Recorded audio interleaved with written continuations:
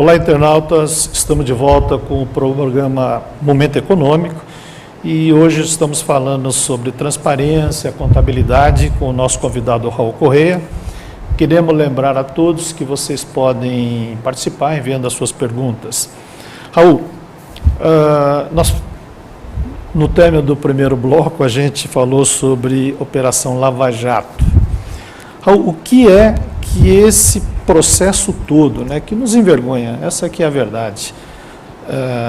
O pessoal roubou o equivalente à economia da Grécia, então, para ter uma ideia.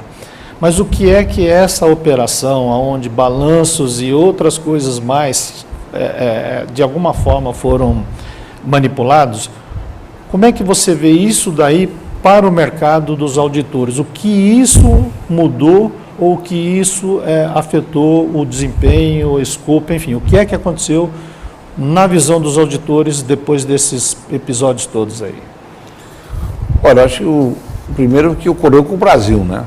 Acho que o episódio do Lava Jato, que de uma forma ou outra, ao longo da nossa vida, a gente sempre teve uma forma que ia desde do DVD pirata até alguma contribuição quando você era parado para uma verificação. Então, eu acho que o Lava Jato ele trouxe à tona uma realidade que nós até desconhecíamos, nós, quando eu falo nós, os brasileiros como um todo. Um grande problema imediato e que a médio e longo prazo será muito benéfico para o país. Eu acho que o prefeito da profissão, a profissão ela já tem uma série de sobreguardas e de atenções que são feitas, principalmente desde 2001 para cá, que ela está cada vez num processo evolutivo, mas ela demanda um pouco de reflexão e análise do que precisaremos colocar para garantir ainda mais segurança na qualidade da informação gerada. Quer dizer, então, as entidades de classe, mesmo os órgãos internacionais, todos estão cada vez procurando melhores dados. Acho que o Lava Jato ele será, a médio e longo prazo, extremamente produtivo para a nossa nação. Quer dizer, eu acho que nós estamos com uma hora muito confusa agora, porque nós estamos envolvendo, além de Lava Jato, também a parte política, então nós estamos com uma turbulência na nação e sentindo esse reflexo na parte, nós estamos num momento recessivo isso, mas em médio e longo prazo ele será muito bom, porque há muitos anos que se ouve o mercado internacional, o pessoal fala, o Brasil é um país que tem muita corrupção, e nós não tínhamos toda essa percepção. Acho que nós brasileiros, de uma forma geral, mesmo os que têm um maior volume de informações, não tinham uma ideia do que exatamente estava sendo falado. Acho que no médio e longo prazo será muito bom para o país. Eu estava vendo uma entrevista de um juiz e ele abordou um fato, assim, achei que ele foi muito inteligente. A tecnologia hoje evoluiu muito, então facilita muito o trabalho dos investigadores e essa parceria que se faz com outros países, né, Estados Unidos, em trocar informações, eu acho que tirou aquele tabu dos crimes aonde não, eu ponho dinheiro lá fora e hoje não é mais isso daí. Raul, voltando a falar sobre esse trabalho do auditor, quando a gente fala de governança, compliance, principalmente por conta da lei anticorrupção, que dá benefícios ou alivia um pouco quando a empresa tem o compliance, e transparência. Governança, compliance, transparência, ela não é uma coisa que o auditor audita, ele audita as demonstrações financeiras, ele vê se os princípios contábeis, se está tudo em ordem, se está seguindo as legislações locais, enfim. Como é que o auditor pode agregar e pode ajudar uma empresa sobre itens que ele não é obrigado a opinar? Governança, o auditor não audita governança, ele não audita compliance.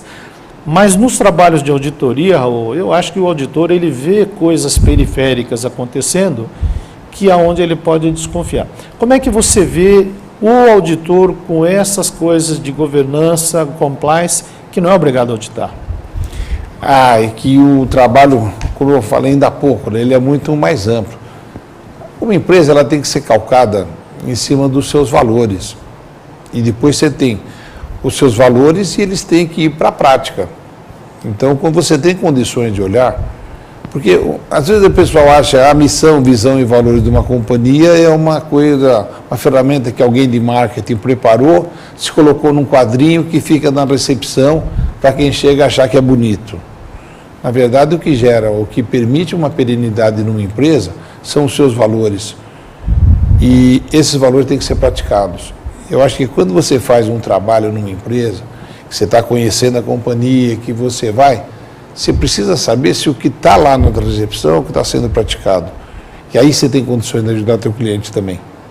Porque hoje, a qualidade do profissional, especialmente o profissional contábil, a evolução do conhecimento e da importância do profissional contábil, ao longo dos anos, ele tem subido muito. Lembra que eu falei ainda há pouco sobre o que foi a estabilidade da moeda? A estabilidade da moeda e a informatização mudou o papel do contador.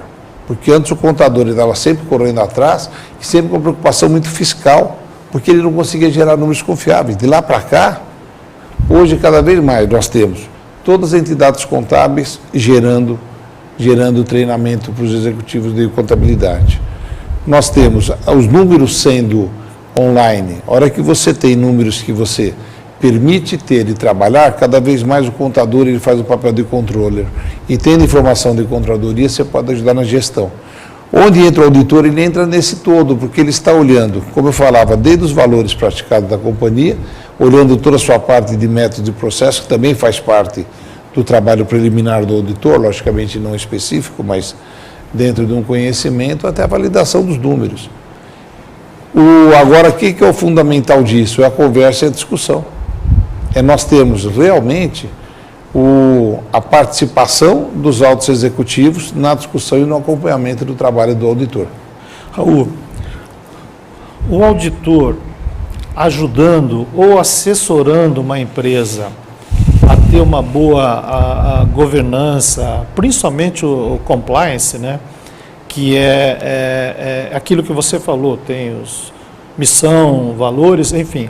Ela tem procedimentos, mas também não confere, não faz checagem para saber se aquilo está sendo seguido, que é uma das coisas fortes do compliance. O auditor pode ajudar uma empresa, fora o trabalho de auditoria, ele pode ajudar uma empresa a desenvolver governança, compliance, ele pode fazer isso daí? Há conflito no trabalho dele ou uma coisa depende de outra? Muito boa pergunta. As grandes empresas de auditoria, cada vez mais, elas acabam desenvolvendo outros tipos de trabalho. Então, se pegar, por exemplo, nós somos a quinta maior empresa, mas se nós pegarmos a primeira, eles têm auditoria no business dele, alguma coisa ao redor de 40%, 45%. Porque daí você tem outros serviços de ajuda de gestão e de consultoria que você tem condições de fazer. E o mundo está migrando para isso. De uma forma ou outra, você está indo além da informação contábil, além da validação dos números, ajudando em parte de compliance, ajuda de governança. Nós estamos falando de Lava Jato, por exemplo, nós temos, na nossa empresa, nós temos um departamento chamado Forensic, mas o departamento de Forensic hoje ele já tem um tamanho razoavelmente importante, com serviços diretos e com serviços para ajudar quem? Para ajudar o empresário também olhar o que está acontecendo na empresa dele. Existem parte de conflito, sim, existem alguns serviços que você não pode fazer para empresas que você audita. Mas daí, se você não faz, o seu concorrente pode fazer. E outras que você não audita, você pode fazer esse tipo de trabalho. Quer dizer, então o auditor hoje ele tem uma condição de dar uma grande gama de serviços para auxiliar as companhias, auxiliar os gestores na condução do negócio. Raul, eu fiz a pergunta e eu tenho, às vezes, ouvido de alguns empresários, vamos voltar algumas décadas na época da nossa querida Arthur Andersen e a Enron, onde uma consultoria da Arthur Andersen não se comunicava com a auditoria e aconteceu tudo o que aconteceu. Hoje você não vê, você acha que já é um mercado bem maturo, já está a coisa muito consolidada, você não vê mais o risco de um auditor ter uma consultoria sugerindo um caminho e a auditoria sugerindo outro. Você acha que esse risco ainda existe? Existe.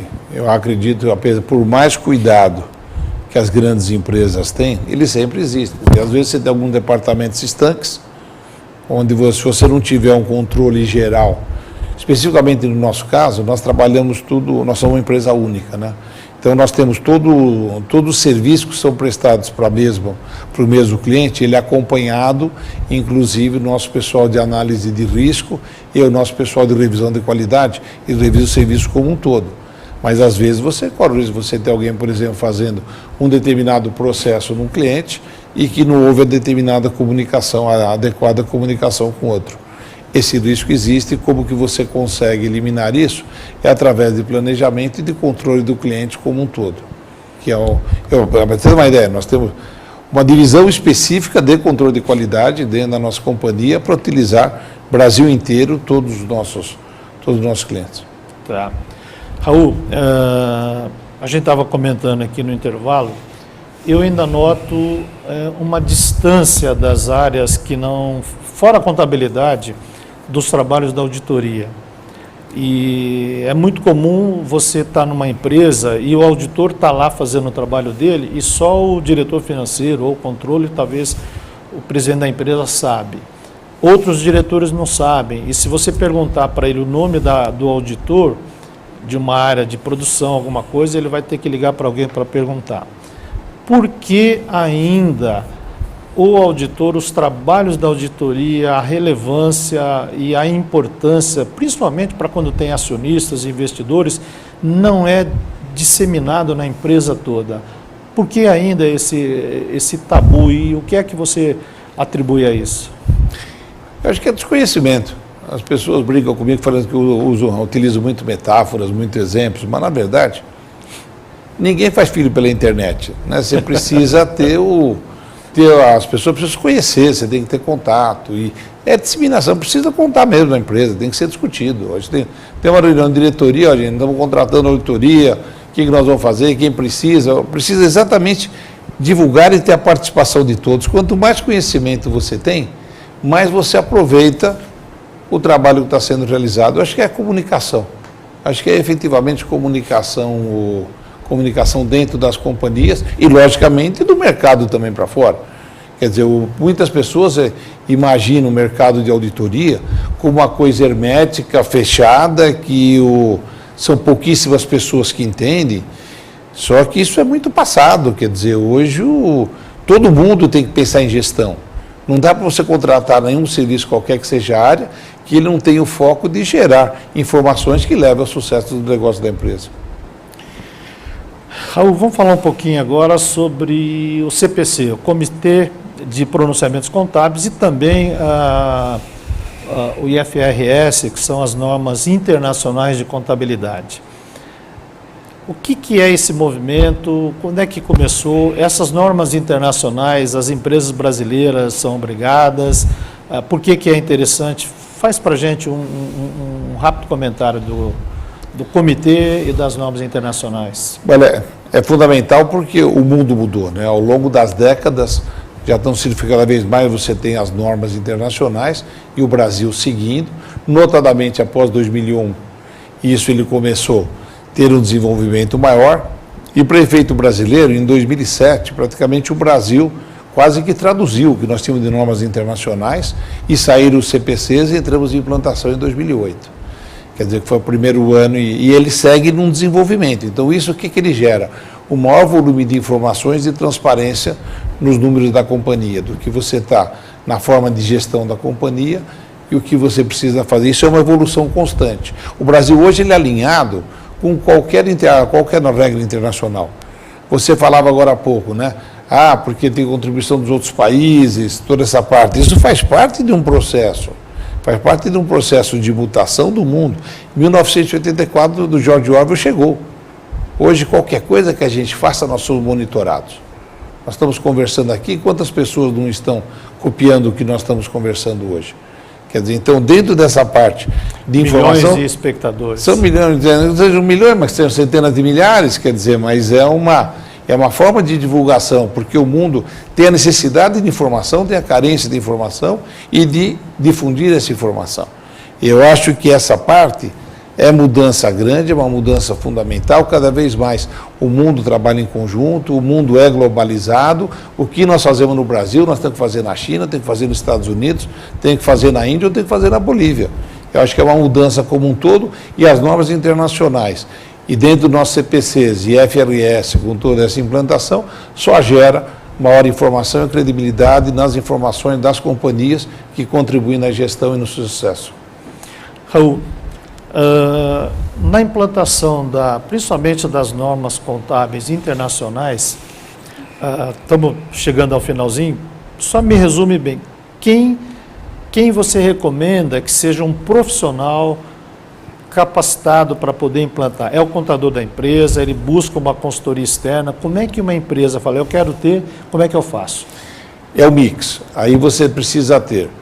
Você sempre, em qualquer projeto, você precisa ter alguém interno como sendo um capitão, um líder para isso.